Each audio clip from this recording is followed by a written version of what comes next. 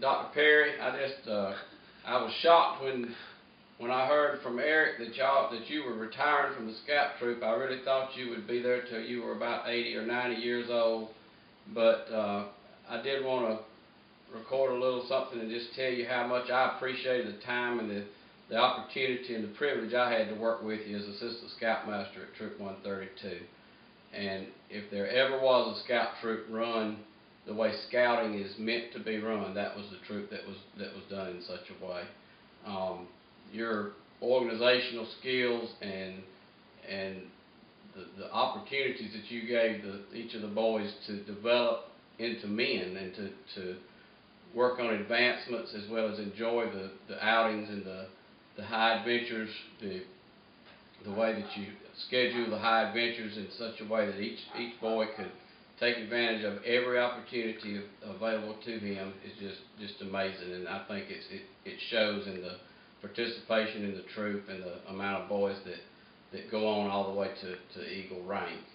And I just have so many memories. I just appreciate the 8 years that I worked with the troop, and one of my fondest memories is the one that you gave me my nickname, One More Mile Meals, when you asked me to come up with a little compassing and mountaineering type trip, and I picked that trip on Limble Gorge, and we hiked up through there, and I really was not lying to those boys. Every time they asked me a question, the way they framed their question, the answer was about 1 more mile. But I never will forget when we were walking that last mile back to the campsite, and you came up to me and reared back with your hiking stick and told me if I answered you 1 more mile on that question, how far it was, you were going to knock me about 1 more mile. But that was one of my best memories, and there's so many I could go on, but I do just appreciate the opportunity and wish you the best, and wish you and Darlene enjoyable time that you have to spare now, and that time can enjoy doing other things besides working with the Scout Troop all the time. And I just cherish our time together and our friendship. Thank you. Good evening, Dr. P, or Dr. Perry, or Dr. Fizzle, or Dean Perry, or the man we prefer to call Mr. Dr. Perry. I'd like to congratulate you on your years as a Scoutmaster, and because of that, you wore many hats. You wore the hat of the administrator, the Scoutmaster, the father, the friend, the psychologist, the doctor, and for that, my hat's off to you. Good evening. I'd like to say thank you to Dr. Perry for all his years of service to the scouting and for helping my sons and all the boys that have gone through Troop 132. Most of all, I would like to say thank you for allowing me to be part of this great organization that you built. When I joined Troop 132 as an Assistant Scoutmaster, I thought my purpose would be to help teach the boys and keep them safe. While that was true, I never dreamed that looking back over my time years later that I would realize that I learned more from you about leadership, life, and friendship than I have from anyone else in my life. Jackie Robinson once said, "A life is not important except in the impact it has on other lives." If that is the goal that we should all strive for, then you truly have achieved that goal. Thank you again for all you have done for me and for so many, and enjoy your retirement. Hi, Dr. Perry. It's Mr. Evans. I'm sorry I couldn't be with you on your last night. I'm in Colorado working. But anyway, I just really wanted to tell you from the bottom of my heart how much I appreciate all that you've done over all these years for the youth, for the adult leaders, and most importantly for me. I've learned so much from you, not just about scouting, but also just how to be a better person. And for that, I'm just eternally grateful. But there are a few things, as a scout is trustworthy, I've got to tell you. Number one, for alligator arms, I never really had alligator arms.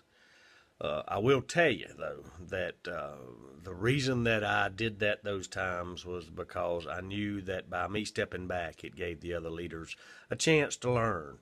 And so that's why I did that. And then with regards to the snuffles, I never really had the snuffles. Now, I'm going to be honest, I was queasy one time, but I never really had them. And, you know, the reason that I did that whole thing was, quite honestly, selfishly because it was usually about to rain. So anyway, there's another confession. The last confession I have, because I know I've made fun of you and at least one other leader about the creamer that you use in your coffee. To be just honest with you, after all the ribbing that I've done about that, I just want to let you know that I meant every word of it. But anyway, Dr. Perry, you've been outstanding, and from the bottom of my heart, I thank you for all that you've done for all of us. I know the troop's going to be in great shape with Mr. Wells. You always say, once an eagle, always an eagle. And both you gentlemen just exemplify all the traits of an Eagle Scout. So, job well done, sir, and good luck. And there again, thank you for everything. See ya. Dean, congratulations on your retirement from Troop 132. I wish I could have, but anyway. As I stand here in this scout hut, I look around and see evidence of all the wonderful things that we've accomplished over the last 14 years, whether it be the boys that earned their Eagle or the names of the boys that earned the God and Country. And let's not forget all of the other boys that have been on the troop with us and have turned into fine young men.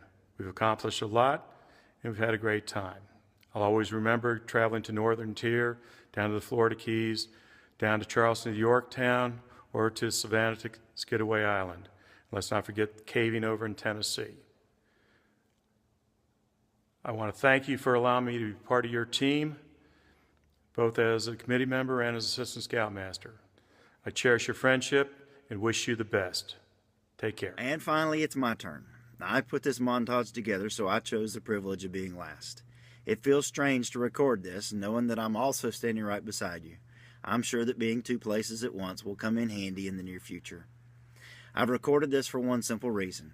At some point, I'm sure you will feel guilty for not being here on Tuesday nights, or maybe on some April or October weekend, you will be nostalgic for the pitter-patter of raindrops on a tent fly. I want you to be able to replay this and remind yourself of what you've been told tonight, and why you did everything and who exactly you did it for. We have tried to reach out to as many of your former scouts and leaders as we could. Some were like Marquez Carson, who could not respond because he's currently deployed and can't send out a video, but he did want me to tell you thank you for everything you've done for him. Others didn't know what to say.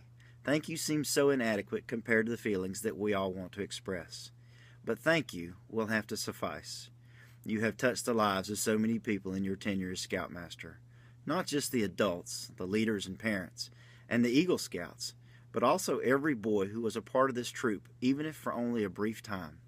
Please know that they too were also changed by the experience, even if it was just a little bit. Over the years, you have quoted the words of Lord Baden-Powell many times. I found this and thought it was appropriate to this evening. These messages were found amongst Baden-Powell's papers in an envelope addressed to the Boy Scouts inside another envelope containing documents marked "in the event of my death." He always carried it with him on his travels. Here are some of the highlights. Dear Scouts, I believe that God put us in this jolly world to be happy and enjoy life. Happiness doesn't come from being rich, nor merely from being successful in your career, nor by self-indulgence. One step towards happiness is to make yourself healthy and strong while you are a boy, so that you can be useful and so can enjoy life when you are a man. Nature study will show you how full of beautiful and wonderful things God has made the world for you to enjoy. Be contented with what you have got and make the best of it. Look on the bright side of things instead of the gloomy one. But the real way to get happiness is by giving out happiness to other people. Try and leave this world a little better than you found it, and when your turn comes, you can be happy in feeling that at any rate you have not wasted your time, but have done your best. Be prepared in this way to live happy. Stick to your Scout's promise as always, even after you have ceased to be a boy, and God help you to do it. Your friend, Baden-Powell of Gilwell. Dr. Perry, thank you for teaching us to do our best, for giving out happiness to other people, and for leaving this world and all of us a lot better than you found it.